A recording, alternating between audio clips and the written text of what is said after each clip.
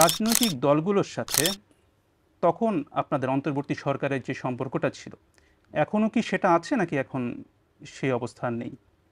আমার তো কোনো অবস্থানের পরিবর্তন হয়েছে বলে মনে হয় না। কেউ আমাকে অসমর্থন করছে এরকম তো কোনো খবর আমি পাইনি এখনো।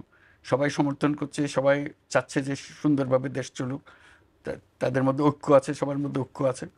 রাজনৈতিক বক্তব্যের মধ্যে অনেক তফাৎ আছে, কিন্তু তার মানে এই নয় তার ঐক্যের মধ্যে ফাটল ধরেছে, এরকম কোনো ঘটনা ঘটেনি। বিএনপির যে ভারপ্রাপ্ত চেয়ারপারসন তারেক রহমান একটি বক্তব্যে বলেছেন যে অন্তর্বর্তী সরকারের নিরপেক্ষতা নিয়ে জনমনে সংশয় তৈরি হয়েছে। এবং সুষ্ঠু নির্বাচন অনুষ্ঠানের জন্য নিরপেক্ষতাই হচ্ছে অন্তর্বর্তীকালীন সরকারের সবচেয়ে বড় পুঁজি।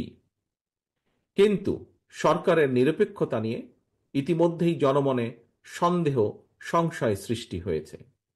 নিজেদের নিরপেক্ষতা বজায় রাখতে আমি বাংলাদেশ জাতীয়তাবাদী দলের পক্ষ থেকে অন্তর্বর্তীকালীন সরকারের প্রতি আরো সতর্কতা অবলম্বনের আহ্বান জানাই। জনমনে ওনার মনে সন্দেহ হয়েছে কিনা এটা হলো কথা।